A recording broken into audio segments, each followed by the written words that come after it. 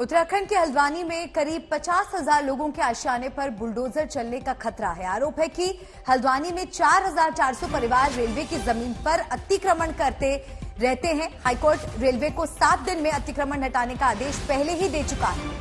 अब supreme court को तय करना है कि 8 तारीख को क्या होगा। आज इस केस में सुप्रीम कोर्ट में अहम सुनवाई है। उधर हल्द्वानी में लोग दुआ के लिए इस वक्त बैठ चुके हैं सड़कों पर, क्योंकि हाईकोर्ट का फैसला उनके हक में नहीं था। हाईकोर्ट के फैसले के आधार पर ही वहां से अतिक्रमण हटाने की तैयारी हो रही थी। 50,000 लोग इससे प्रभावित होंगे और कोर्ट के फैसले पर अभी नजर है, लेकिन उससे पहले दुआओं का दौर चल रहा है, क्योंकि आशियाना जो है वो टूटने का खतरा है।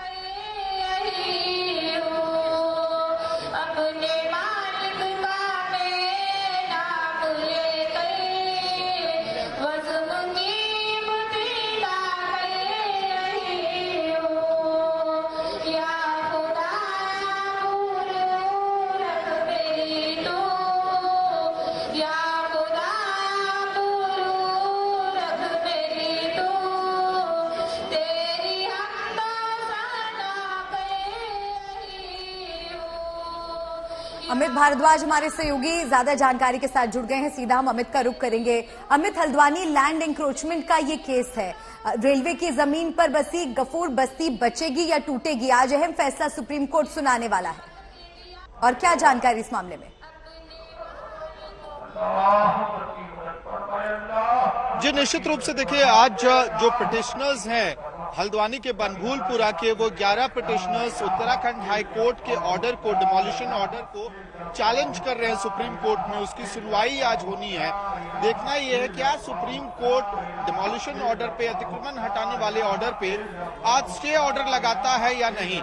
लेकिन उन आर्ग्यूमेंट्स के ठीक पहले मैं आपको तस्वीर दिखा दूं कि आखिरकार इस वक्त बनभूलपुरा में क्या हो रहा है। इसी तरह से कुछ आपको अलग अलग साइट्स पे सामूहिक तौर पे लोग दुआएं पढ़ते हुए दिखाई दे रहे हैं, नजर आ रहे हैं। आप देखिए, एक टेम्पररी स्टेज सेटअप किया गया है। ये आजाद नगर का इलाका है बनभूलपुरा का, जहां पे स्टेज पर मौलाना मौलवी सब बैठे हुए हैं, लोकल जो स्थानीय लोग हैं वो बैठे हुए हैं और लगातार दुआएं पढ़ रहे हैं। ये अनाउंसमेंट भी बार बार किया जा रहा है कि जिस तरह अल्लाह ने भगवान ने अपने लोगों की रक्षा अभी तक की है, उसी तरह से यहाँ जो लोग रह रहे हैं, स्थानीय लोग रह रहे हैं, उनके घरों को भगवान अल्लाह बचाए, ये दुआ पढ़ी जा रही है। और इसके साथ साथ ये भी कहा जा रहा है कि सुप्रीम कोर्ट में आज जो आर्गुमेंट मिलेगा, किया जाएगा, वहां भी सुप्रीम कोर्ट से राहत मिले। और देखिए किस तरह से बड़ी संख्या में सड़कों पर चटाई बिछा के आपको लोग दिखेंगे जो दुआएं पढ़ रहे हैं। हल्द्वानी में आज ठंड बहुत ज्यादा थी, इस वजह से इस प्रोग्राम में देरी जरूर हुई है, लेकिन अब जब दुआएं पढ़ी जा रही हैं तो बड़ी संख्या में लोग आपको दिखेंगे जो इकट्ठा हो गए। और ये इकलौता साइट नहीं है मलिका, इस तरह से लगभग 1 दर्जन साइट से जहां पे स्थानीय लोग दुआएं पढ़ रहे हैं, अल्लाह से, भगवान से ये मांग रहे हैं कि सुप्रीम कोर्ट से आज उन्हें राहत मिले। अगर मुमकिन हो तो जरा दिखाइए कि यहाँ पर किस तरीके से निर्माण हुआ है, क्योंकि यहाँ सिर्फ मकान नहीं बने हैं, यहाँ स्वास्थ्य केंद्र भी है, यहाँ पर अलग अलग ऐसे स्कूल्स हैं, तो ये सब बनता रहा। अगर आप तस्वीरों में दिखा पाए वो एरिया की कहाँ कहाँ आदेश आया है हाईकोर्ट का कि इन अवैध जगहों को तोड़ा जाए। जी अर्पिता, देखिए 5 मोहल्ले हैं बनभूलपुरा में। गफूर बस्ती से पूरा मामला शुरू होता है। गौला नदी के ठीक बगल में एक झुग्गी बस्ती है, गफूर बस्ती, वहां से मामला शुरू होता है। लेकिन अब रेलवे ने ये माना है कि 78 एकड़ की जो जगह है वहां पे इंक्रोचमेंट है। और मैं आपको दिखा दूं कि ये झुग्गी बस्तियां नहीं है, ये परमानेंट स्ट्रक्चर्स हैं जो सालों में लोगों ने बड़ी मेहनत से तैयार किया है। मल्टी स्टोरी बिल्डिंग्स आपको दिखेंगे। दाहिने हाथ पे एक लाइन से मल्टी स्टोरी बिल्डिंग्स हैं, तो बाएं हाथ को भी ऊंची ऊंची इमारतें दिखेंगी आपको। और अभिषेक को मैं कहूंगा थोड़ा कैमरा अगर वो पैन करेंगे तो देखिए ठीक आपको अभी दिख रहा होगा, वाटर ओवरहेड टैंक है जो सरकार ने बनवाया है, जल विभाग ने बनवाया है। और इसी टैंक के ठीक बगल में एक सरकारी स्कूल है जो सालों से दशकों से वहीं पे है और कई जनरेशन्स ने वहां पे पढ़ाई करके अपनी जो प्राथमिकी शिक्षा है उसको वहां से प्राप्त किया है। और इसी वाटरहेड टैंक के बाईं तरफ एक बहुत पुरानी मस्जिद है। लोग ये भी, स्थानीय लोग ये भी बताते हैं, यहाँ एक कब्रगाह है जहाँ पे आजादी के पहले से आपको कई सारे कब्र मिल जाएंगे, डेटेड जो कब्र हैं वो मिल जाएंगे, यानी कि बहुत पुरानी बसावट है। और अब स्थानीय लोगों का दावा है कि अगर रेलवे की जमीन है तो ये कंस्ट्रक्शन कैसे हुआ। सरकार ने यहाँ पे इंटर कॉलेज, सरकारी स्कूल, सीवेज लाइन, वाटरहेड टैंक कैसे बनाया और क्या सरकार ने भी अतिक्रमण किया है रेलवे की जमीन पे, ये स्थानीय लोगों का सवाल है। और सवाल अर्पिता इस वजह से भी है कि सालों तक ये कंस्ट्रक्शन जब होते रहे तब तक सरकार ने इनको कोई नोटिस नहीं दिया। इससे पहले ये तर्क भी दिया जा रहा है वकीलों की तरफ से कि पहले सरकार ने दावा किया था, उत्तराखंड की सरकार ने दावा किया था एफिडेविट डाल के कि यहाँ पे बहुत सारी जमीन उनके नाम की है, उनके हक की है, रेलवे की नहीं है। नजूल के लैंड का भी डिस्प्यूट है यहाँ पे। स्थानीय लोगों का दावा है कि वो नजूल के लैंड में रह रहे हैं, रेलवे की जमीन नहीं है ये। जी अर्पिता। झारखंड में जैनियों के सबसे पवित्र तीर्थ श्री समेध शिखर को पर्यटन स्थल बनाने को लेकर जैन समाज के लोगों का विरोध प्रदर्शन जारी है। मुंबई, रांची समेत कई शहरों में जोरदार प्रदर्शन की तस्वीरें सामने आई हैं। जैन धर्म के लोग मांग कर रहे हैं कि उनके धर्म पर आघात न किया जाए और सरकार अपना फैसला वापस ले।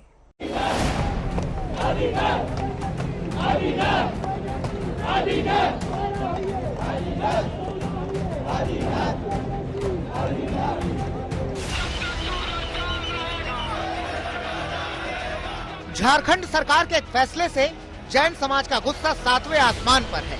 देश के अलग अलग हिस्सों में जोरदार प्रदर्शन हो रहे हैं। आज मुंबई में जैन समाज के लोग सड़कों पर उतरे और झारखंड सरकार के फैसले का विरोध किया।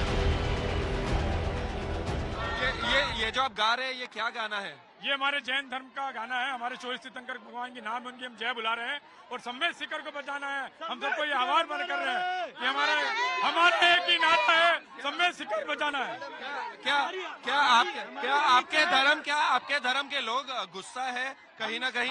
हम गुस्सा है, एकदम गुस्सा है, क्योंकि हमारे तीर्थ क्षेत्र पर आक्रमण हुआ है। हम ये कभी भी स्वीकार नहीं करेंगे। हमारे तीर्थ क्षेत्र को पर्यटन स्थल घोषित किया जाए। ये पर्यटन स्थल नहीं है। एक मिनट, हम आज तक के माध्यम से पूरी दुनिया को, पूरी देश को ये बताना चाहते हैं कि जैन धर्म ने आज तक अहिंसा परमो धर्म है, कभी किसी जीव की भी हिंसा नहीं करी। लेकिन जब हमारे क्षेत्र के ऊपर, जब हमारे तीर्थ के ऊपर बात आएगी तो हम प्राण भी त्यागने को तैयार हैं। आज दिल्ली में अनशन हुआ। जैन का हर एक बच्चा देश की तरक्की में योगदान करता है और आज देश हमारे साथ अन्याय हो रहा है। झारखंड सरकार के जैन समाज के तीर्थ स्थल श्री समेध शिखर जी को पर्यटन स्थल घोषित करने के फैसले के खिलाफ जैन समाज में नाराजगी है। जैन धर्म में पारसनाथ पर्वत का एक खास महत्व है, इसे लेकर काफी मान्यताएं हैं। ऐसे में जैन समाज के मुताबिक पर्यटन स्थल बनने के बाद पारसनाथ की पवित्रता खत्म हो जाएगी। हमारा 20 तीर्थंकर वहाँ मोक्ष गए हैं और मोक्ष के अंदर असंख्यात मुनि वहाँ मोक्ष गए हैं, हजारों संख्या, हजार पुराना। और आज जो संसार में जो जितने भी मतलब सरकार आई वो सब किसी ने नहीं किया, सिर्फ यही सरकार ने ये हमारा पर्यटन घोषित किया है। और वहाँ कुछ भी नहीं है, सिर्फ सिद्ध क्षेत्र है, असंख्यात मुनि मोक्ष गए हैं। इसके सिवाय पर्यटन का कोई होटल नहीं, कोई मांसाहारी नहीं, कुछ भी नहीं। वहाँ पे सब चालू कर रहे हैं वो लोग। वहाँ पे पवित्र स्थल को वो अपवित्र करना चाहते हैं। वहाँ मांस मदिरा वगैरह सब बेचना। हम लोग वहाँ कांदा नहीं, चप्पल पहन के नहीं जाते। वो लोग पूरी तरह से उसको विध्वंस करना चाहते हैं। मुंबई में हुए विरोध प्रदर्शन में महिलाएं भी शामिल हुई। पूरा विश्वास है, जिस तरह गांधी जी ने अहिंसा से लड़ाई लड़ी थी, हम भी अहिंसा से लड़ेंगे। और हम सरकार से पूछना चाहते हैं, जिस सरकार ने समेध शिखर जी की मिट्टी को पवित्र माना, अब उसे अपवित्र करने पर क्यों तुले हुई है? हम जैनों पर अत्याचार क्यों? हमारे बच्चों की विरासत क्यों छीनी जा रही है? हम समेध शिखर जी हमारा था, हमारा है, और हमें पूरा विश्वास है कि हम ये जंग लड़ेंगे और जीतेंगे। झारखंड सरकार के इस फैसले के बाद से लगातार विरोध जारी है। देश के अलग अलग हिस्सों में जैन समुदाय से जुड़े लोग सड़कों पर उतरे हैं। गुजरात और हरियाणा में जोरदार विरोध देखने को मिल रहा है। हालांकि जब प्रदर्शन तेज हुआ तो सियासत झारखंड सरकार और केंद्र के बीच जारी हो गई। सारा हंगामा जो है ये फरवरी 2022 के बाद मचा है। फरवरी 2022 में राज्य सरकार ने अपने गजट में इसको पर्यटन स्थल के रूप में नोटिफाई किया। ये इनकी सरकार की पॉलिसी में, जी बिल्कुल, टूरिज्म पॉलिसी में इन्होंने ऐसा किया। और अब आप देखें कि उसके बाद कई चैनलों ने स्टिंग ऑपरेशन किया, कई मीडिया हाउसेस ने स्टिंग ऑपरेशन किया कि पारसनाथ में जो हमारी सरकार के कार्यकाल में कभी नहीं हुआ, मांस की बिक्री, मदिरा की बिक्री वो शुरू हो गई। ये तो कभी नहीं होती थी। बाल तो उस सरकार के खिलाफ होनी चाहिए। कहीं न कहीं जैन धर्मावलंबी जो भी हैं आज आंदोलनरत हैं, हम लोग की संवेदनाएं, भावनाएं उनके साथ हैं। और निश्चित रूप से एक संवेदनशील सरकार, एक संवेदनशील मुख्यमंत्री हेमंत सोरेन जी आज सामने हैं। हाथी उड़ाने वाली सरकार नहीं है, हम भावनाओं को समझते हैं। और मुख्यमंत्री महोदय ने बोला है कि हम उनकी भावनाओं के अनुरूप काम करेंगे, निर्णय लेंगे, कुछ वक्त की जरूरत है। बहरहाल जैन समाज की नाराजगी खत्म होने का नाम नहीं ले रही, जो फैसले को वापस लेने पर अड़ा हुआ है। मुंबई से देवंकुर के साथ सत्यजीत कुमार, रांची, आज तक। जोशीमठ में हाइड्रो पावर प्रोजेक्ट का विरोध, लोग सड़कों पर उतरे। मशाल जुलूस निकालकर किया एनटीपीसी योजना का विरोध। प्रोजेक्ट की वजह से जमीन धंसने का बड़ा आरोप। जमीन फाड़कर निकलने वाले पानी का जलस्तर कल से दोगुना हुआ, जगह जगह निकल रहा पानी। लोगों को शिफ्ट करना पड़ रहा है, भारी परेशानी, 35 मकान खाली कराए। जोशीमठ में एशिया का सबसे लंबा रोपवे पर्यटकों के लिए बंद, टावर नंबर 1 के पास जमीन धंसी। उत्तराखंड के हल्द्वानी अतिक्रमण केस में आज अहम दिन, सुप्रीम कोर्ट में सुनवाई। 50,000 लोगों के आशियाने पर बुलडोजर का खतरा, सुप्रीम कोर्ट के फैसले से पहले हल्द्वानी में सामूहिक नमाज। रेलवे की जमीन पर सालों से अतिक्रमण का आरोप, 4,400 परिजनों के आशियानों पर सवाल। हाईकोर्ट के फैसले को दी गई है चुनौती, 7 दिनों में अतिक्रमण हटाने का दिया था आदेश। 8 जनवरी तक हल्द्वानी पहुंचेगा सरकारी अमला, पैरामिलिट्री फोर्स की भी होगी तैनाती। निकाय चुनाव पर सुप्रीम कोर्ट से यूपी सरकार को राहत, ओबीसी आरक्षण के बिना चुनाव कराने के इलाहाबाद हाईकोर्ट के फैसले पर लगाई रोक। सीएम योगी ने किया सुप्रीम कोर्ट के फैसले का स्वागत, यूपी सरकार ने हाईकोर्ट के निर्णय के खिलाफ डाली थी याचिका। राहुल गांधी पर यूपी के डिप्टी सीएम ब्रजेश पाठक का तंज, कहा साधारण आदमी नहीं है राहुल। ब्रजेश पाठक का दावा, उनके पास है राहुल गांधी को सर्दी ना लगने की रिसर्च, जल्द करेंगे जारी। आज शामली में राहुल गांधी की भारत जोड़ो यात्रा, देर रात पानीपत पहुंचने की उम्मीद। अहमदाबाद में पठान फिल्म की प्रमोशन को लेकर मॉल में हंगामा, बजरंग दल के कार्यकर्ताओं ने काटा बवाल। फिल्म के पोस्टर फाड़े, फिल्म रिलीज नहीं करने की चेतावनी।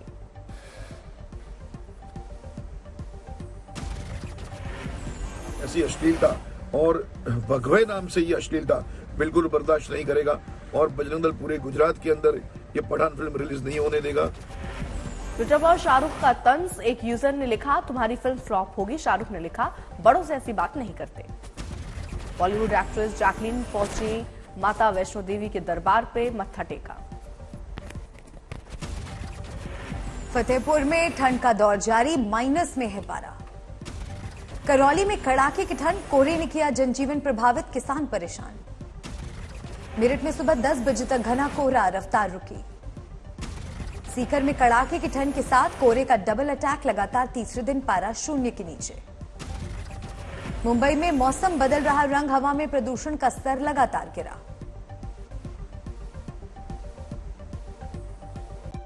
कंजावला केस में एक नया वीडियो हाथ लगा है और इस वीडियो में 5 आरोपी ऑटो से भागते हुए दिख रहे हैं, अपनी कार को पीछे छोड़कर।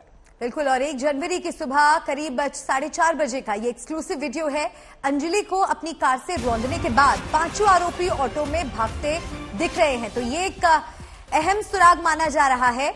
ये एक नया सीसीटीवी फुटेज है जो सामने आया है। कंजावला हॉरर किलिंग मामले में ये नया वीडियो सामने आया है। कैमरे में अंजलि के 5 गुनहगार कैद हुए हैं। ये तस्वीर आप देखिए, 1 जनवरी की सुबह करीब 4 से 4:30 के आसपास की ये तस्वीर है, ये फुटेज है। कार छोड़कर ऑटो से भागते हुए ये 5 आरोपी इस वीडियो में आप देख सकते हैं। हादसे के बाद कार छोड़कर 5 आरोपी भागे। और अगर मल्लिका गौर से आप देखेंगी तो गाड़ी से उतरने के बाद एक लड़का जो पीछे आपको दिख रहा है वो पूरी गाड़ी को चेक कर रहा है, झुक के गाड़ी देखता हुआ भी नजर आ रहा है। कि कहीं लड़की फंसी तो नहीं है, क्या टूटा है, कहीं कोई सबूत तो नहीं है। तो पूरी निगरानी करता हुआ भी वो लड़का वहां पर नजर आ रहा है और अब ये सब वहां पर खड़े हो गए हैं, अब ऑटो लेकर यहां से जा रहे हैं। हालांकि बाद में उन्होंने कहा था, अपने बयान में ये कहा था पुलिस के सामने कि गाड़ी हमने खड़ी कर दी थी जाकर, जिसकी गाड़ी हमने ली थी न्यू ईयर के मौके पर, उसको मैंने वापस कर दिया और हम लोग घर चले गए। लेकिन यहां से ये लोग ऑटो पकड़ के जाते हैं, जिसके बाद अब एक बार फिर से पुलिस विचार करेगी कि क्या लाई डिटेक्टर टेस्ट इनका होना चाहिए, क्योंकि बयानों में एक तो अंतर है और कई बयान जो अब सीसीटीवी के आधार पर देखिए तो गलत भी साबित नजर आ रहे हैं। और अर्पिता, इस पर जानकारी राहुल गौतम से ले लेते हैं। राहुल हमारे साथ जुड़े हुए हैं। राहुल, 1 जनवरी की सुबह 4:30 बजे का ये वीडियो है जिसमें हम साफ देख पा रहे हैं ये आरोपी कार से उतरते हैं, कार को पूरी तरह से चेक करते हैं, फिर ऑटो में बैठकर निकल जाते हैं। ये कितना अहम सुराग है? बिल्कुल, देखिए इस सीसीटीवी फुटेज में साफ तौर पर देखा जा सकता है कि जो 5 आरोपी हैं वो गाड़ी से उतरते हैं, गाड़ी की जो बैक सीट है वहां पर चेक करते हैं कि कभी कहीं पर किसी कोई पर्स तो नहीं छूट गया है, कोई और दस्तावेज तो नहीं रह गया। उसके बाद इन्हीं 5 में से एक व्यक्ति जो लेफ्ट साइड की तरफ जो एक्सल होता है, यानी जो 2 पहिए होते हैं, उसकी तरफ नीचे झुककर चेक करता है कि जो बॉडी है उसकी तरफ देखता है। कुल मिलाकर और उसके बाद ये 5 लोग फरार हो जाते हैं, ऑटो पकड़ते हैं और वहां से निकल जाते हैं। कुल मिलाकर जो तस्वीर है वो बिल्कुल साफ है कि इन 5 व्यक्तियों को प्राइमा फेसाई इस वीडियो के सामने आने के बाद पता लगता है कि उनको जानकारी थी, इसीलिए उन्होंने अपनी गाड़ी को पूरी तरीके से पहले चेक किया कि हमारी कोई चाबी तो नहीं रह गई या हमारा कोई आई कार्ड तो नहीं छूट गया, किसी का पर्स तो नहीं रह गया। उसके बाद उन्होंने जो बॉडी है उसकी तरफ उसको चेक किया कि उसकी क्या हालत है और उसके बाद वो वहां से फरार हो गए। बहुत ही क्रूशियल एविडेंस है ये पूरी इन्वेस्टिगेशन के अंदर, क्योंकि अभी तक जो जानकारी मिल रही थी वो लोग बार बार ये कह रहे थे कि हमको जानकारी नहीं थी कि जो पीड़िता है उसका जो बॉडी है वो नीचे फंस गया था। लेकिन अब इन तस्वीरों से बिल्कुल साफ है कि उनको जानकारी थी, बाकायदा उन्होंने चेक करा अपने गाड़ी को ताकि कोई सबूत ना पीछे रह जाए और उसके बाद अपनी गाड़ी को वहां पर छोड़कर वो ऑटो लेकर फरार हो जाते हैं। जो परिवार है वो लगातार ये आरोप लगा रहा है कि जो पुलिस सभी तरह का जो अभी तक जो फुटेज सामने आए हैं, अभी तक वो फुटेज सामने क्यों नहीं आया जिसमें गाड़ी को टक्कर मारी गई, जिसमें स्कूटी को ये बलिनो कार हिट करती है, निधि और ये जो लड़की है जो पीड़िता है ये दोनों गिर जाती हैं, निधि वहां से फरार हो जाती है। परिवार ये मांग कर रहा है कि वो सीसीटीवी फुटेज भी पुलिस उसको रिलीज करे, प्रोक्योर करे, ताकि राहुल 2-4 चीजें और ये जरा मैं आपसे समझना चाहूंगी, क्योंकि सीसीटीवी में दिख रहा है कि कुछ लड़के पहले साइड में खड़े थे, उसके बाद कार यहां आती है, उसी में से एक लड़का वहां से निकल के उस गाड़ी में बैठकर उस गाड़ी को लेकर चला जाता है। ये कहां की तस्वीर बताई जा रही है, किस इलाके की है? क्या उस समय अंजलि नीचे फंसी थी या बाद में ये गाड़ी ठिकाने लगा रहे थे? ये किस वक्त की तस्वीरें हो सकती हैं?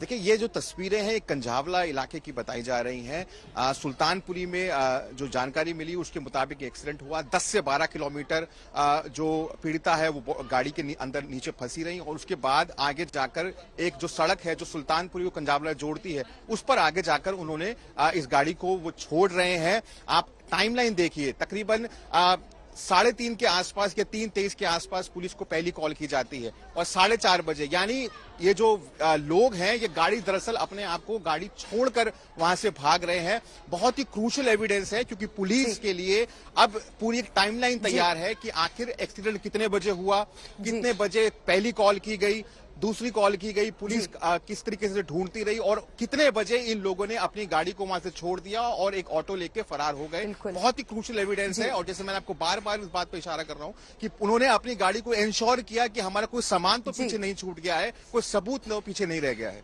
शुक्रिया राहुल, नजर आप बनाए रखिएगा, आगे भी अपडेट्स हम आपसे लेंगे। अंजलि के रिश्तेदारों की अगर बात करें तो उन्होंने एसएचओ से निधि के बारे में भी सवाल किए, लेकिन उन्होंने चुप्पी साध ली। इस बीच ये सवाल भी उठ रहे हैं कि पुलिस उन 5 आरोपियों के सीसीटीवी फुटेज और जानकारी को साझा करने से क्यों बच रही है। और अब तक जो सीसीटीवी फुटेज सामने आए हैं वो चुनिंदा तौर पर पुलिस के हादसे वाली थ्योरी को सपोर्ट करते दिखते हैं, मगर अंजलि के रिश्तेदारों का आरोप है कि गहरी साजिश है जिसके बारे में निधि सब कुछ जानती है।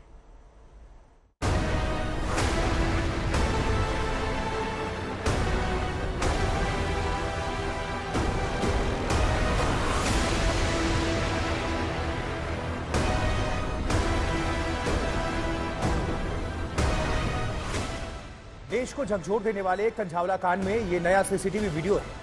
34 सेकंड के सीसीटीवी वीडियो में सामने आया है कि जिस रास्ते से कंझावला के आरोपियों की कार गुजरी, उसी रास्ते पर थोड़ी देर बाद दिल्ली पुलिस की पीसीआर वैन नजर आई। इसके साथ ही इस वारदात से जुड़ा एक और सीसीटीवी वीडियो सामने आया। घटना के बाद रोहिणी में आरोपियों की बलेनो पार्क नजर आ रही है। 1 जनवरी को सुबह 4:51 पर आरोपियों ने यहां कार लगाई थी। करीब 2 घंटे बाद पुलिस ने यहीं से कार बरामद की थी। कंझावला कांड से जुड़े अब तक 7 सीसीटीवी फुटेज सामने आ चुके हैं। पहला सीसीटीवी फुटेज रात के 1:16 का है, जिसमें अंजलि और निधि दोनों किसी बात पर झगड़ा करते हुए दिख रहे हैं। और निधि का कहना है कि अंजलि शराब के नशे में थी और स्कूटी चलाने की जिद कर रही थी। ये दूसरे सीसीटीवी वीडियो में आप देख सकते हैं कि रात 1:45 पर अंजलि अपनी दोस्त के साथ इस होटल से निकली थी।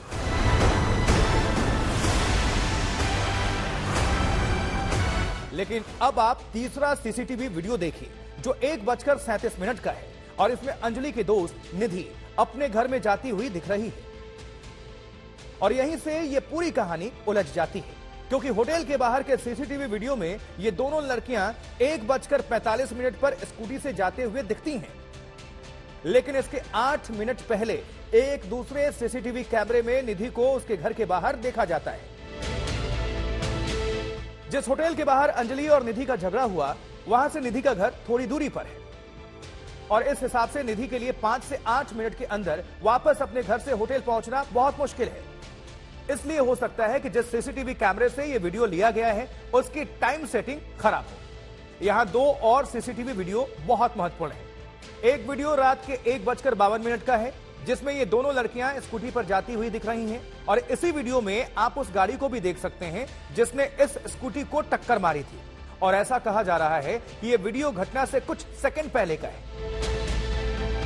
लेकिन अब आप दूसरा वीडियो देखिए, जो रात के 3:30 बजे का है, जिसमें आरोपियों की गाड़ी अंजलि को घसीट कर ले जाते हुए दिख रही है।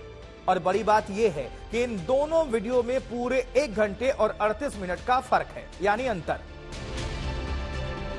यानी यहां से समझना बहुत मुश्किल है कि आरोपी 1 घंटे 38 मिनट तक अपनी गाड़ी से अंजलि को सड़क पर घसीट कर चलते रहे, या फिर उन्होंने दुर्घटना के बाद बचने के लिए अंजलि के शव को खुद से गाड़ी के नीचे फंसाया था। यह सिर्फ अभी एक थ्योरी है, जिसकी जांच होना बाकी है। आज तक ब्यूरो। तो पुलिस की थ्योरी एक तरफ, परिवार अलग अलग आरोप लगा रहे हैं। अब अंजलि के मामा सामने आए, वो क्या कह रहे हैं, आपको वो भी सुनवाते हैं। एक लड़की फंसी हुई है, कुछ कह रहे हैं कि हमें जानकारी नहीं थी। पुलिस ये कह रही है कि लाई डिटेक्टर टेस्ट होगा इनका, ताकि सच सामने आ सके। हम सच सामने लाना चाहते हैं कि मतलब सभी जगह की फुटेज है, हम फुटेज वहां की देखना चाहते हैं जहाँ पे एक्सीडेंट हुआ था।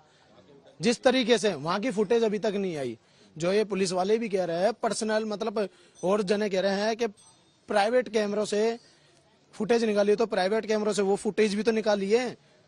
वो निधि नाम की लड़की जब आ गई है बाहर, जब हमारी लड़की का अंतिम संस्कार हो गया है, वो लड़की को मतलब दबाया जा रहा था। इस केस को दबाने की पूरी कोशिश की जा रही है। प्रशासन से हम सहमत नहीं है, दिल्ली पुलिस से। लड़की का कहना है कि मैं घबरा गई थी, मैंने अपनी माता जी को बताया था, पुलिस को मैंने इन्फॉर्म नहीं किया क्योंकि मैं घबरा गई। मतलब अब किसी की सपोर्ट मिल रही है, अब खुल के तू बाहर आ रही है, अब घबराहट कहाँ है, अब डर कहाँ है। मतलब किसी की सपोर्ट है जब तो इंसान आता है, चौड़ा होता है। अब मतलब पूरी सपोर्ट है पीछे से किसी की। क्या चाहते हैं अब, क्या हो इस मामले में पूरा आगे? लड़की को भी इस मामले में ऐड किया जाए 302 के तहत। 302 का मुकदमा लगे आप? बिल्कुल बिल्कुल, क्योंकि जब उसको पता होने के बावजूद भी वो उसने ना कंप्लेंट करी, ना उसकी लड़की के घर पे गई। इंसानियत ही नहीं है बिल्कुल भी। तेरी फ्रेंड के साथ ऐसा हुआ है, मान जो ये बात कह रही है कि वो अल्कोहल के नशे में थी, ड्रिंक कर रखी थी, ड्रिंक तो तूने भी कर रखी थी, पर ऐसे हमारी अगर ड्रिंक करते हमारी लड़की के पीएम में आता, ऐसा कुछ नहीं है। अगर उसने कर भी रखी थी तो हमारी मतलब किसी की भी बेटी हो, हमारी हो, किसी की, दूसरे को जान ले गए का हक किसको है? किसी को नहीं है। किसी की जिंदगी के ऊपर किसी का हक नहीं है कि हम किसी की जान ले सके। तो आप कह रहे हैं आपको पीएम रिपोर्ट दिखाई गई, उसमें अल्कोहल का कोई ट्रेस नहीं था? बिल्कुल भी 1% अल्कोहल नहीं है हमारी लड़की में। तो इस केस को दबाने की पूरी कोशिश की जा रही है कानून के प्रति। कंझावला में अंजलि के साथ हुई दरिंदगी में उसकी कथित दोस्त निधि सवालों के घेरे में है। पोस्टमार्टम रिपोर्ट के बाद निधि के दावों पर गंभीर सवाल उठ रहे हैं। और निधि के आरोप जो उसने लगाया है, अंजलि ने शराब पी रखी थी। पोस्टमार्टम रिपोर्ट उससे अलग बात कर रही है कि अंजलि ने कोई शराब नहीं पी थी। ऐसे में अंजलि के रिश्तेदार निधि को साजिश का हिस्सा बता रहे हैं। यही नहीं, वो 5 आरोपियों के साथ निधि के खिलाफ भी मुकदमा दर्ज कराने की मांग तक उठा रहे हैं।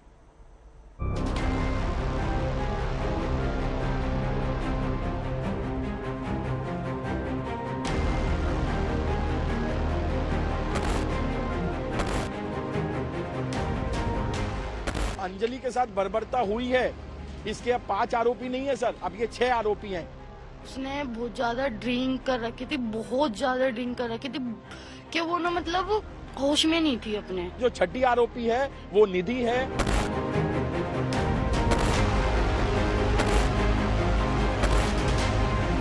इन 5 आरोपियों पे 302 का मुकदमा लगाया जाए और निधि पे 304 का मुकदमा लगाया जाए। वो स्क्रिप्टेड इस पूरी टीम का हिस्सा है।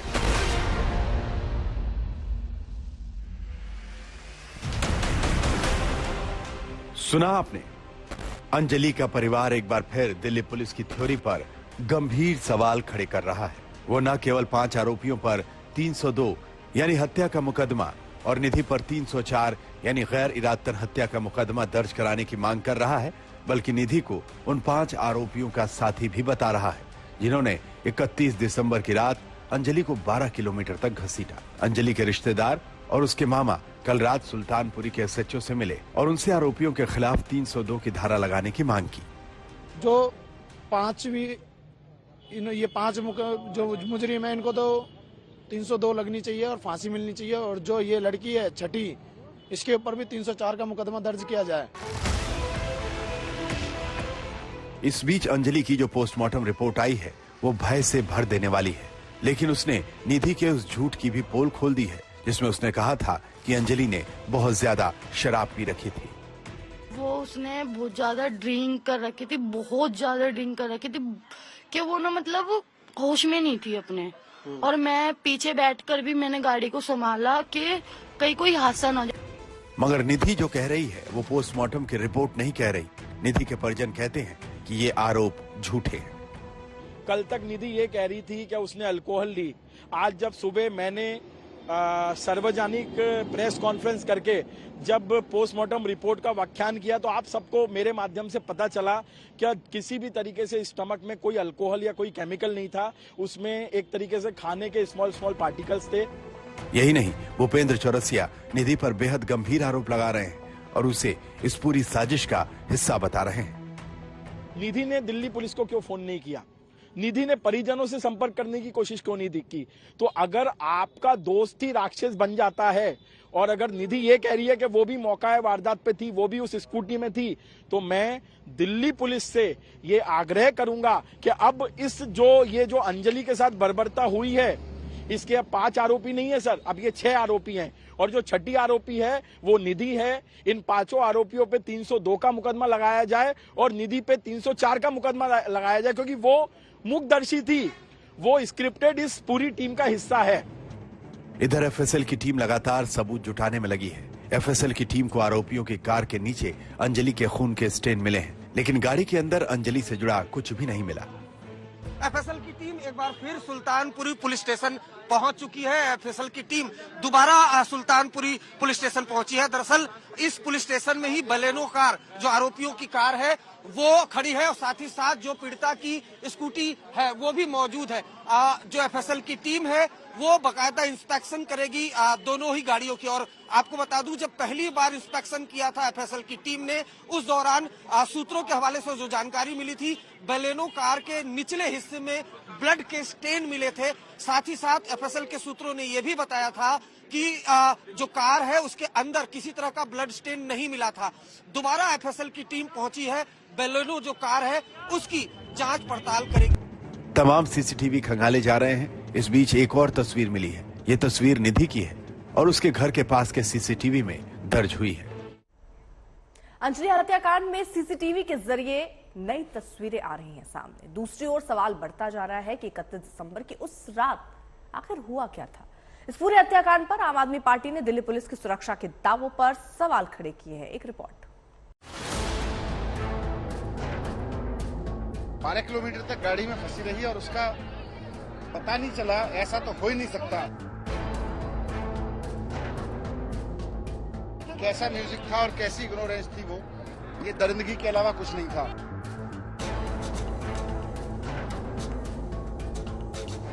दिल्ली का सबसे बढ़िया क्रिमिनल लॉयर उस लड़की को दिया जाएगा, ताकि अगर पुलिस की कुछ कमियां भी हो तो उस कमियों को जो है हम पार पा सकें। एक तरफ दिल्ली पुलिस अंजलि के केस को सुलझाने के जतन कर रही है, दूसरी ओर अंजलि हत्याकांड पर जमकर सियासत चल रही है।